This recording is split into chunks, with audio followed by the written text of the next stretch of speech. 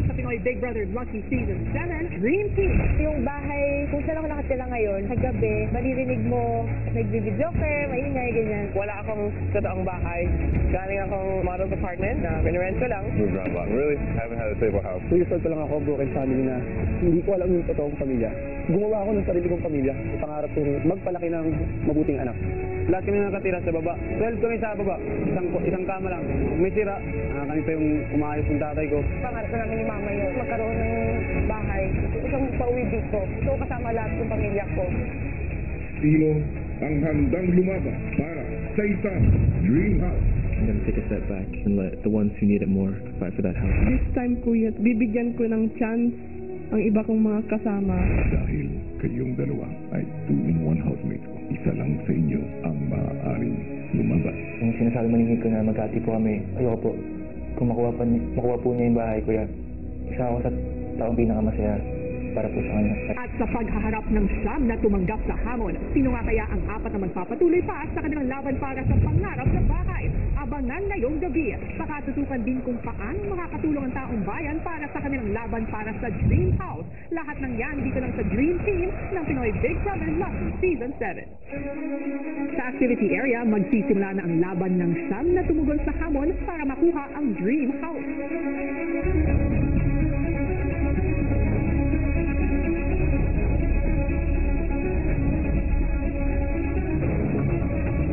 Lalaban po ako, kuya, para sa dream house po, para sa aking nanay. Gusto ko po siyang bigyan ng komportableng bahay kasi po, pag meron kayong komportableng bahay, meron din po kayong komportableng buhay. And yun po yung binigay ng nanay ko sa akin kung maraming bata pa po ako.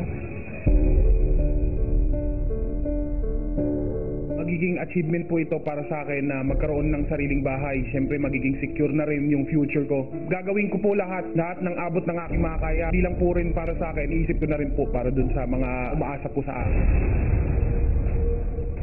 The moment that you announced that you're gonna give out the house, my mind was the first person that came into my mind. It seems like at a young age, she went through a lot. I spent my childhood with my family, living in one house. I didn't see that in my mind. She deserves a lot more. Gusto ko ng bahay. Para sa pamilya ko, para sa mga goals ko na kung bakit ako nagtatrabaho, kung bakit ako pumunta sa Pilipinas. It's all for a house. Imagine kung may magsabi sa'yo na sa loob ng isang linggo, kaya mong magkaroon ng bahay na buo. I'll do anything. I'll do everything. I want to fight for my dream house because my dream house isn't just for me, it's for my family, definitely. Like my mom, she's been through a lot and she's sacrificed a lot. She even sacrificed her own dream home for other people.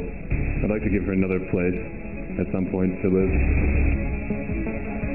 Kayang-kaya ko po, nabilihan siya ng bahay, kung ako may manalo. Yung pamilya ko po kaya, sama-sama na po kami lahat. Baka ito na talaga yung sagot sa lahat ng mga pagsusumikap, determinasyon, pagpupursige at pagtsatsaga ko sa buhay ko. Siguro ito na yung pinakamalaking regalo na pwede kong ibigay, hindi lang sa sarili ko, kundi para sa magulang at mga kapatid ko. Ako po ay lalaban, kuya, sa dream house na yan, kuya. Isang malaking bahay ng malaking pamilya ang nakatira. Yun yung pangarap ko.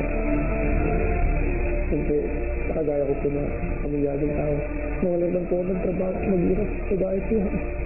Hindi man kasama sa laban, nakasuporta naman ng iba sa mga kasama.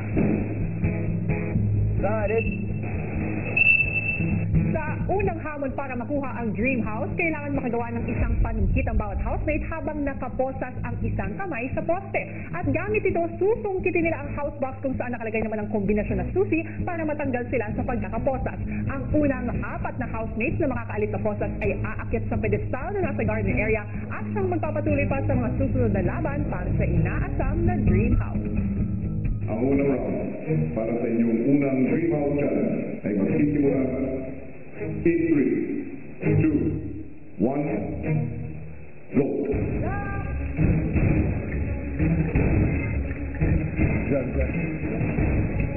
Yung hula ko, kuya, ginanon ko. Kasi sa aking isip, kuya, ang likate ko, sabi ko, dapat yung base talaga ay matibay. maluwag manabuak. Hindi pwede maluwag pag ganun ko patay. Paano to?